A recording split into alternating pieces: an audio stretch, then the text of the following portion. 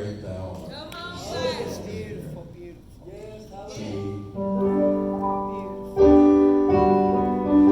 You all sing it with me, okay?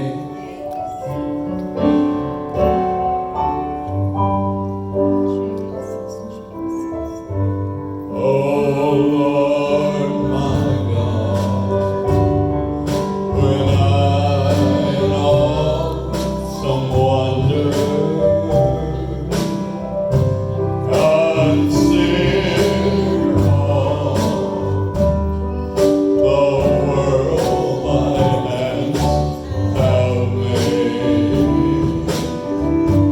I see the stars, I hear the rolling thunder, thy power to have the universe displayed. Then sings my soul, my Savior God, to thee. How great thou art, how great thou art. Then sings my soul, my Savior God, to thee. How great thou art, how great thou art. When Christ shall come with shouts of acclamation and take me home, what joy shall fill my heart? Then I shall bow in humble adoration, and there proclaim, my God, how great thou art. Then sing my soul, my Savior God, to thee. How great thou art, how great thou art.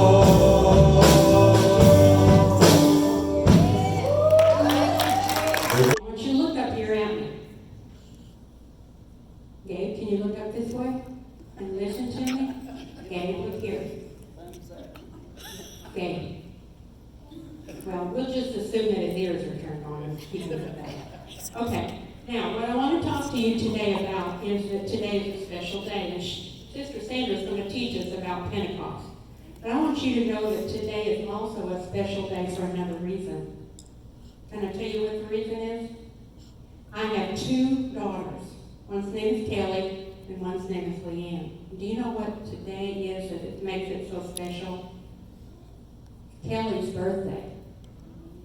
And Kelly is my daughter who got cancer. She got real sick. And almost 5 years ago she died. And she went to heaven. So she's up in heaven with Jesus right now. I want to show you what I have in my bag.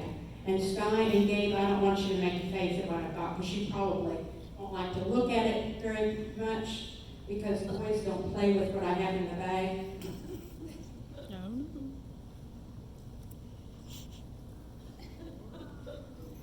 Right after Kelly passed away, a lady gave me 50 of these dolls to sell at a yard sale to make money for a memorial kind of thing for Kelly.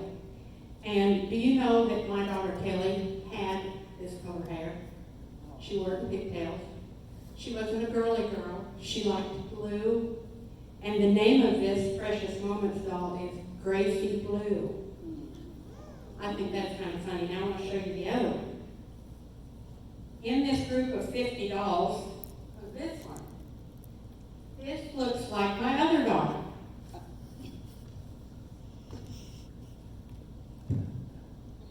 My other daughter has blonde hair. She's a girly girl. She loved, when she was little, she loved lavender, purple, yellow, pink. She was a girly girl. Okay, these were two sisters that were completely different. Now, Gabe, can you listen to me? Gabe, look up here. Why don't you look at my dolls? I know you don't like them very good, but I want to tell you a story about them. I want to tell you a story about this girl. This is kind of a picture of what Kelly looked like. And today's her birthday, so I want to tell you a story about Kelly.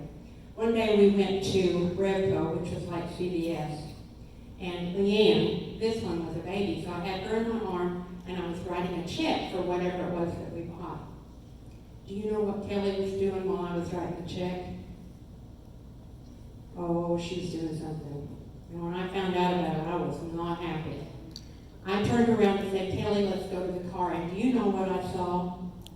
She had chocolate on her teeth. Didn't give her any chocolate. I didn't know where she got it. So I said, Kelly, have you been eating chocolate? No, Mama. I said, Kelly, I can see chocolate on your teeth.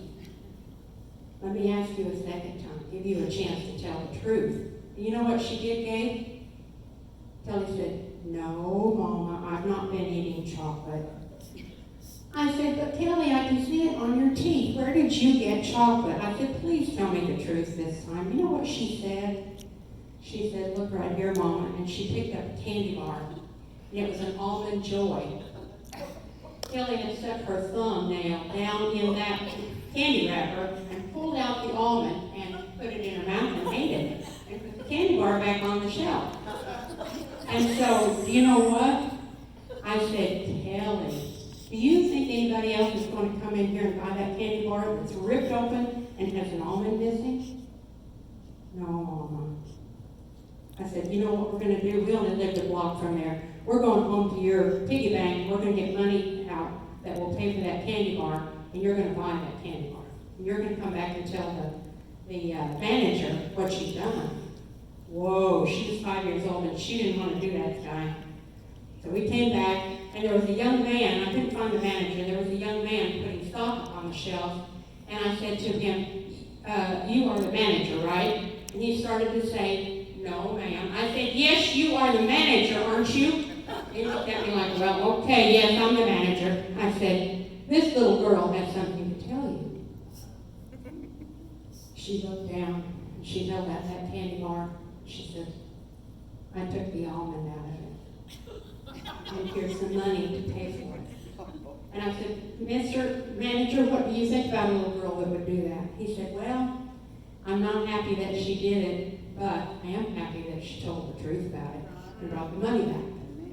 So we went home, and this was a lesson that Kelly learned that day, was to tell the truth. The very first time somebody asked you, Sky, if you do something wrong, Sky, and your daddy says, Sky, did you do this? Sky, look at me. Are you going to say, yes, Daddy, I did it? Or are you going to say, no, it wasn't me? Guess what? I'll bet Sky might say, no, it wasn't me. She doesn't want to get in trouble. But you know what Kelly learned that day? You get in less trouble if you tell the truth the very first time. Now, I want to show you something else I got in here.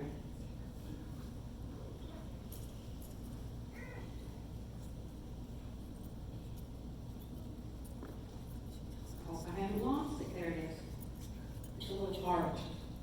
And I'm going to give Kelly some heart. I've got some tape. And I'm going to tape this red heart on Kelly's dress.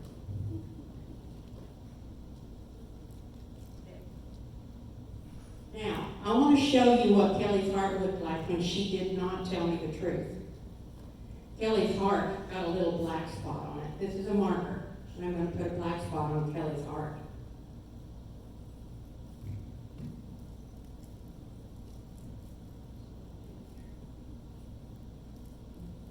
Does that look pretty that way? You know what? If you tell a lie and you don't tell the truth, you get a black spot on your heart. And if you lie a second time, oh man, that marker makes even a bigger spot. Ooh, look at that. Now, you know what? There's only one way to clean that dark spot off your heart. Be nice the next time, that'll help. Learn your lesson. Tell the truth the next time. But what about this black spot? It needs to be erased. You know what? There's only one thing that can erase that black spot off your heart. You can say you're sorry. That helps. But there's something else that you can do. Is you can ask Jesus, please forgive me, or ask your mama to forgive you. Look, Jesus takes this marker that Satan meant for harm, for not good. Look at what it'll do, Sky. Look, you can turn it over, and Jesus will erase the black mark off your heart, and now you got a clean heart again. The only way you can get rid of that black spot is to ask Jesus for his blood to come and cleanse you from your sin. We all know, do you know what sin is? It's when you don't tell the truth, when you do something you're not supposed to. I want to tell you one more thing before we get so wiggly we can't hear what I'm saying. Sky, listen.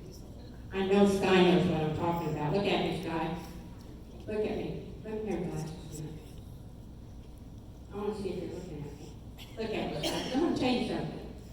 I want to hear from your mom and daddy, your mama and papa, and everybody who loves you that Sky has learned to tell the truth. Not just Sky, but everybody here.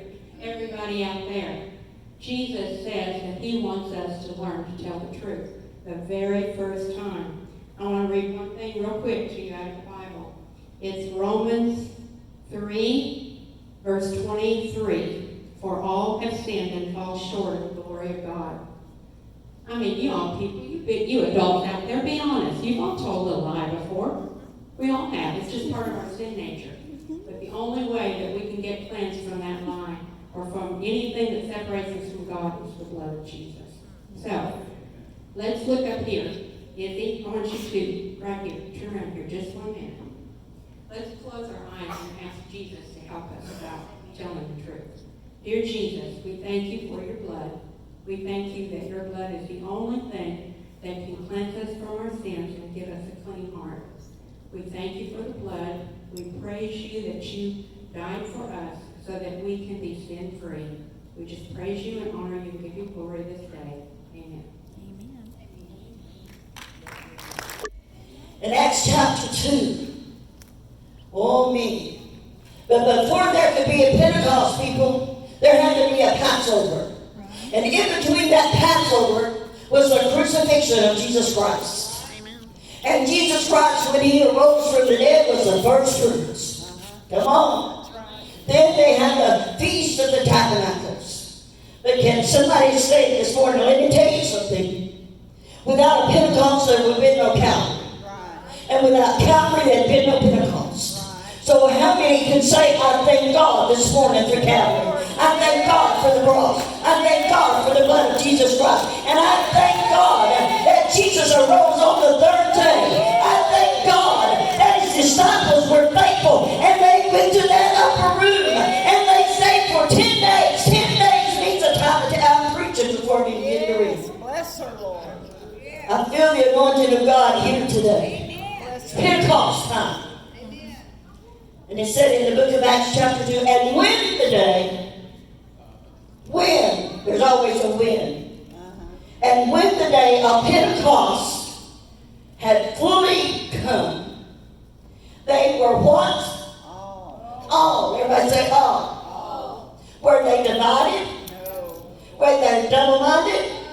Were they in confusion, or what were they with? People, help me out. They were with all in one accord, in one place. Look at somebody and say, it's time for us to get in one accord and one place. Because do you know that unity, oneness brings the corporate anointing, brings the corporate prayer of agreement. Can somebody help me in here this morning and say, I want the corporate anointing all over this place. I want the anointing of God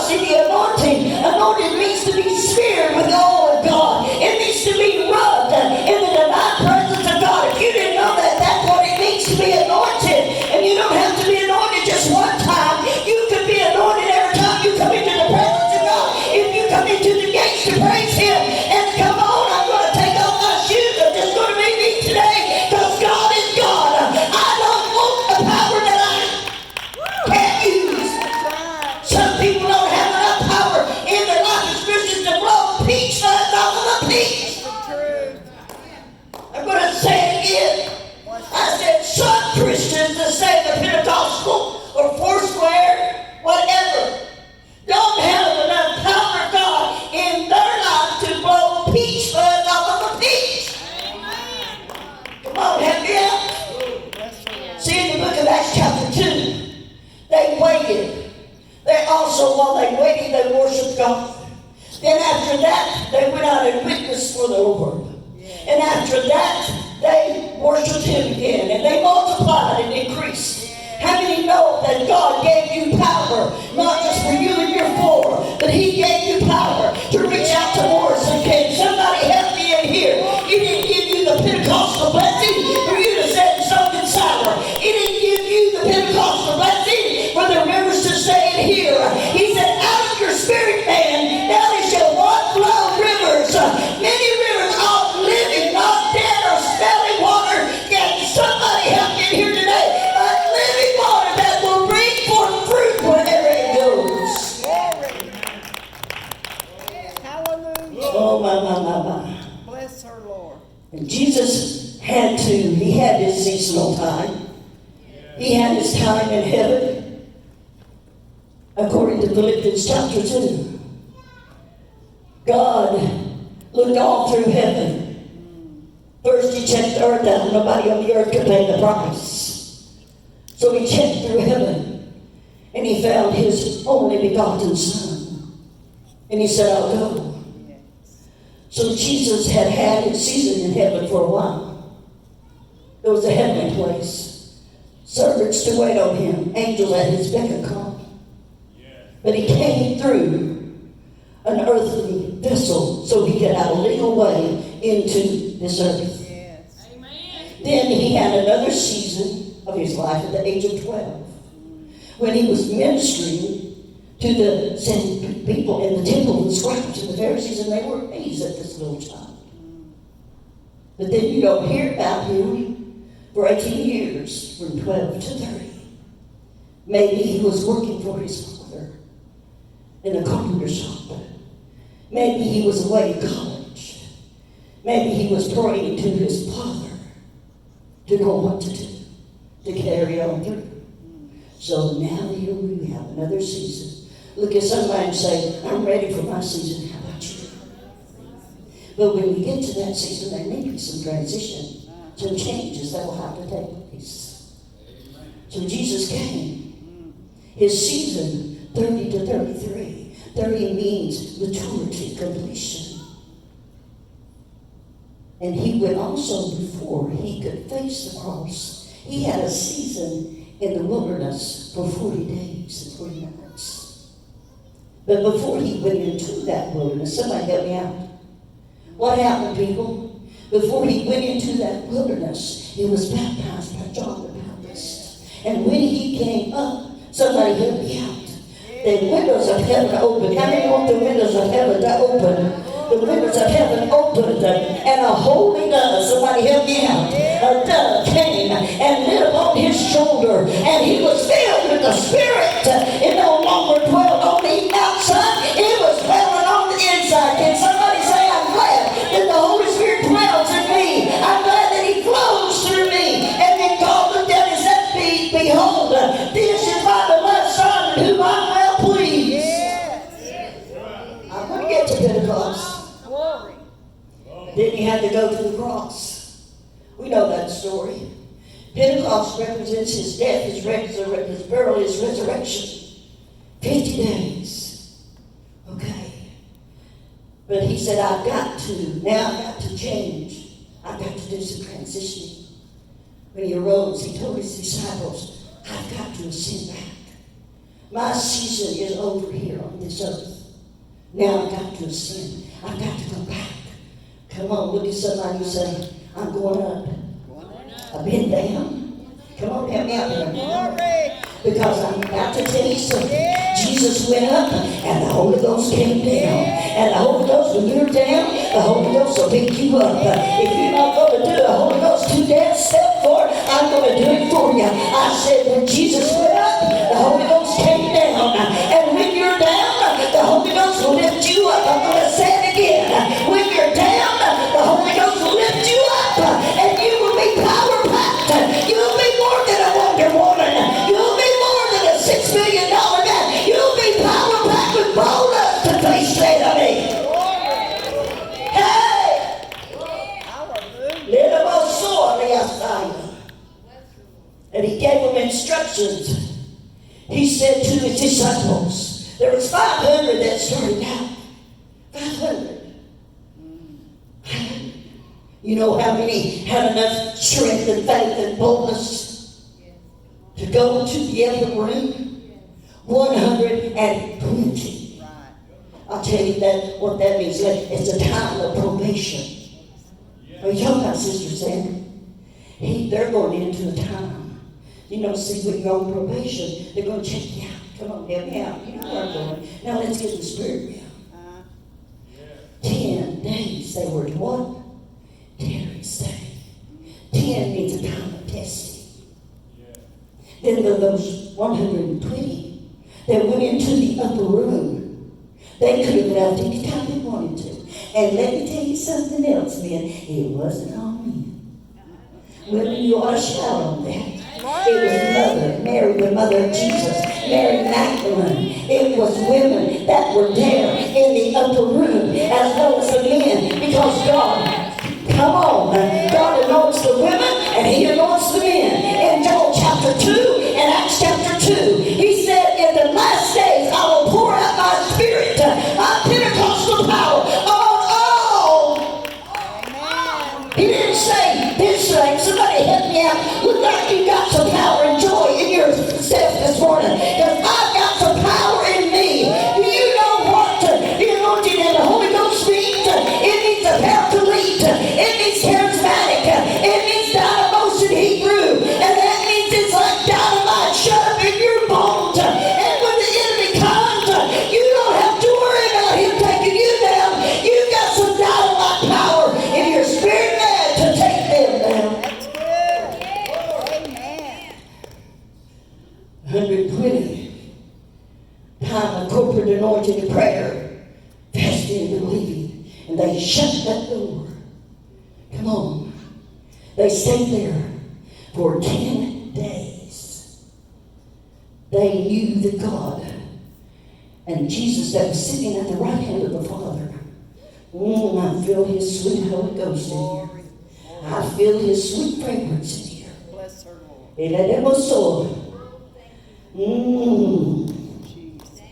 Jesus was sitting at the right hand of the Father, interceding for them.